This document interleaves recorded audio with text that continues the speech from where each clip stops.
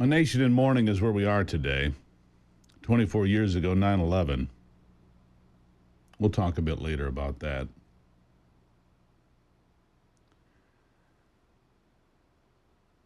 But yesterday,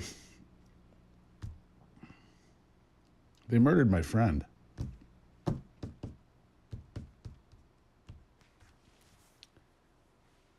For being an American.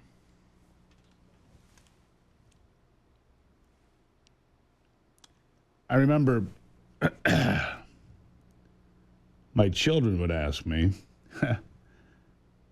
you know Charlie Kirk? Yeah, I know Charlie. My daughter was a big fan. My son's a little younger, but he's become a fan.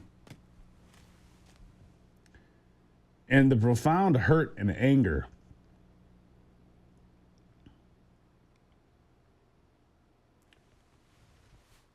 that people feel today, I think, is natural. Charlie Kirk went to college campuses to talk to people, not to attack them. But as you heard him say here, prophetically here a moment ago, he faced death threats. He was a target all the time, had been run out of restaurants and had things thrown at him. And yesterday cut down by a bullet at the age of 31. Ivey's with me this morning. It's been hard. Good morning, Steve. Yeah, it was definitely a very shocking day yesterday to hear this firsthand from our network, our friends, and then to see the horrific images that occurred. You know, I remember not too long ago, it's around, I think it was inauguration, we took our family there to go and visit Washington, D.C. and celebrate in Trump's victory. And we had gone into the studio there in Washington, D.C., and our daughter, Charlie Kirk, was there, and he was live. And I just remember her like, oh my gosh, it's Charlie Kirk. And she's looking, and she's just super enthusiastic and excited to see him. And that is, I think, what he brought that sort of enthusiasm, his enthusiasm for life, for America, his enthusiasm about his faith. He brought that out in people, and especially young people in America. He captured the hearts and minds of the young people in America, and really with his movement, the TPUSA movement, it's that that young people and many, older, anything between, young and old. Yeah, I'm not considered too young. Stand for their faith. To celebrate that they are faithful people, to celebrate that they love America.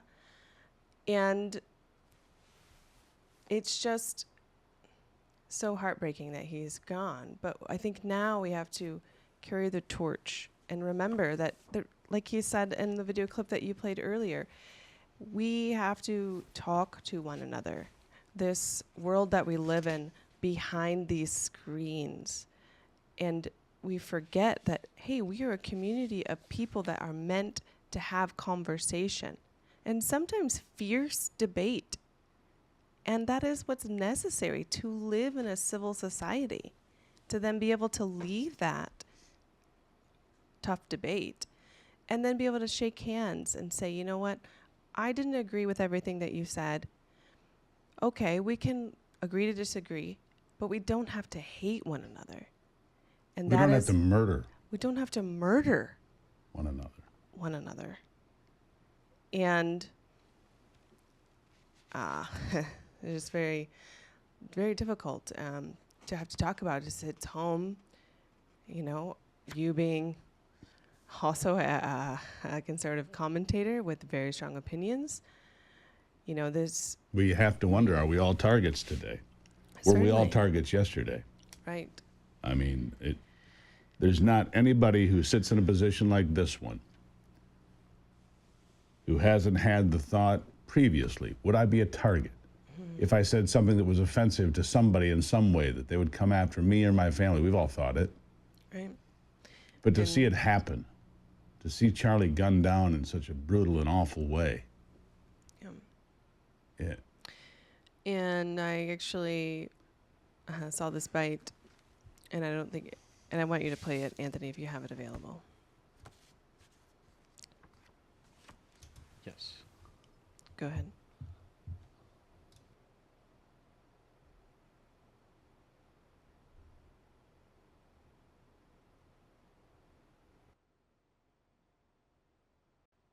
I mean, if I die, everything just goes away. How would you, if you could be associated with one thing, how would you want to be remembered? I want to be remembered for courage for my faith. That would be the most important thing. Most important thing is my faith in my life. Charlie Kirk, thank you so much. You for guys coming do on a great the job. Ice I wish Hour. How do you want to be remembered? Yeah, I mean, if I die, we got it. Everything there. just goes away. How would you? Courage for his faith. He'll be remembered for a lot of things, and I think that the president was right that they had. I can hear you talking, Anthony. Hold on. Your mic's open. Sorry. But I think he'll be remembered for a lot of things, Yeah. not just his faith. Anthony, I don't mind if your mic's open. I mean, you were calling me yesterday, too, being impacted. And Anthony's our live producer, been with us for a long time. We've known him since he was a kid. Not particularly political. I think yesterday changed that for you in a way. I would say that yesterday was one of the most politically charged moments of my life. It was emotionally, it was hard to not feel so much anger. Also a lot of just sadness and honestly confusion, especially working in such an industry, where you see this sort of thing happening. Yeah. Our daughter, same thing yesterday. Anger, sadness. If they thought they were going to silence Charlie Kirk by shooting him, by murdering him, and the grotesque things said by many on the left, and again, I'll leave that for tomorrow. That part of it. You did not silence Charlie Kirk. His voice will ring out. And thank God he put so much on video, because those videos will live on. Those will be the legacy, his teaching tools that will reach far beyond the grave.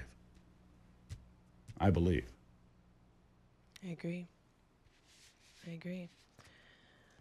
Yeah, I mean, I think that is a natural feeling of, and myself feeling the same, shock, anger, And sadness. Deep hurt. For Deep him hurt. and his family. He was a, young man. 2 young kids, yeah. 2 young kids. We're going to leave it there for a second. We're going to take a break. We're celebrating the life of Charlie Kirk today on 9/11. As we reflect on these profound losses for America, we'll be right back.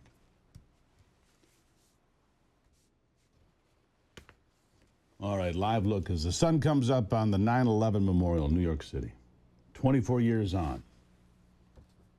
And today I feel like we're being asked to mourn twice, because we are. With the assassination of Charlie Kirk, here, let me just lay out the facts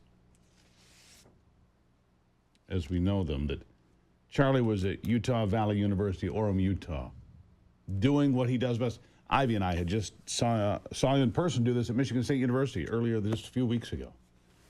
And we're able to stand in there with him because, well, we're friends. And he'd come out and he'd meet people and he'd throw hats out and he'd throw shirts, and he was very festive, and we met him and talked to him behind the scenes there. And so that's what he was doing, and a single shot rang out. It hit Charlie in the neck, and he was fatally wounded. I guess the only saving grace from that, Ivy, is I I doubt that he ever knew what had happened. It was over, I believe, in an instant. There were reports yesterday afternoon that he had been stabilized and that he was in critical condition. I don't believe any of those reports are accurate, having watched the video, and sadly the video was everywhere, the traumatizing video. Let's play a little bit more Charlie here for a moment. On the life and the way of life of America and how he sees it as being under attack. Listen. The spiritual battle is coming to the West, and the enemies are wokeism or Marxism combining with Islamism to go after what we call the American way of life. And the American way of life is very simple. I want to be able to get married, buy a home, have kids, allow them to ride their bike till the sun goes down, send them to a good school, have a low-crime neighborhood, not to have my kid be taught the lesbian, gay, transgender garbage in their school.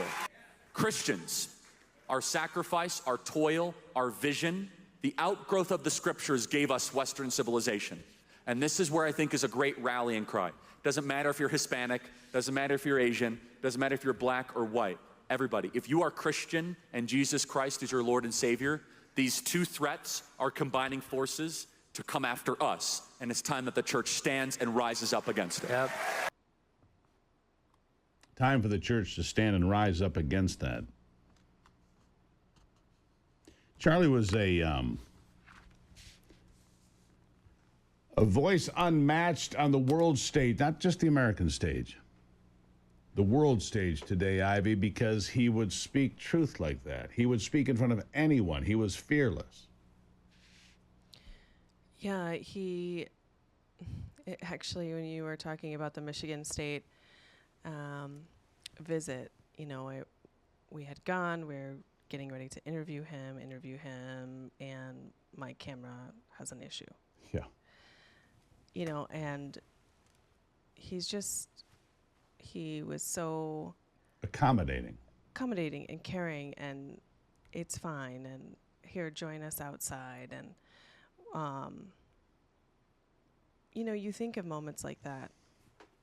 It's like I could have been standing in that tent with him, and you put yourself there, and you just can't imagine why. We were standing next to him in a tent. Why somebody would do this. Yeah, we were standing next to him in the tent. Yeah. Why somebody would go to this level of hatred, to rise to this level of hatred. He never attacked anyone personally. He attacked their ideas through debate, but he was never a violent person. He attacked agendas, Yes. anti-American agendas, Right. anti-Christian agendas. Right. He went after agendas and talking points, Correct. and he would take on anybody that would come. Let me give you one more here. Exposing a leftist student for not understanding the Constitution of the United States of America. Listen to this. I was just going to ask if you see the irony in your own propaganda in the Constitution on your brainwash tour. Having the explanations here because you don't believe the reader is smart enough to understand the language is kind of propaganda. Well, no. So do you know who that audience is for? For people who can't read it. Yeah, that's a Constitution for third graders. Yeah. Why are you handing it out to college students? Let's test your knowledge. Don't open it up. Right. What is the 10th Amendment? Okay, let's get easier. What's the 4th Amendment? Isn't that the Note Quartering Act? No, that's the 3rd Amendment. How many articles are there in the U.S. Constitution? There's 8 articles. 7. 7. What is Article 3 of the U.S. Constitution? I just want to ask No, you a but question. I'm just saying, So, you okay, came so- here guns Yeah. a-blazing. Yeah. You do not know more than a 3rd grader No. about the U.S. Constitution. If you don't see the article. Yeah, I actually know it. You should keep it. Yeah, you should keep it. You don't know more than a third grader about the Constitution. Boy, is he right about that, by the way. How many people do you meet today? The Constitution says this or that. That's why I've always kept it right here. Mm-hmm. And in this way, Charlie and I were kindred spirits, I suppose, because this thing's worn out. Mm-hmm. How many times do you see me pick this up during programs and say, wait a second, that's not what it says, and I read the passage. That's what he was so good at, the Constitution for third graders, because people like that kid have no idea what's in the Constitution. Nothing. Well, it guides our laws, our way of life, how our country was created, and the rights that we have as Americans. You would think that Americans would want to know this more deeply and closely in regards to their rights, because you need them in times where perhaps the government is having overreach or things like that. Or people want to say, oh, you know, America is a bad place, or what, you know, who knows what they're saying. I liked his It's idea unbelievable. Of the American dream, to get married, to have a home, to have children that could ride their bikes till the sun went down. Right. Because you have a safe neighborhood. That's what we're fighting for here in America, the American dream. And I think he summed it up quite well. We're going to take a break here. Look, we're going to celebrate the life of Charlie Kirk. We're going to talk about 9/11 today. Obviously, bring up the live feed from New York City. You can see the memorial this morning as the sun comes up. 24 years on from September the 11th, 2001. And we're forced to mourn again the loss of Charlie Kirk, assassinated for being an American. I'll be right back.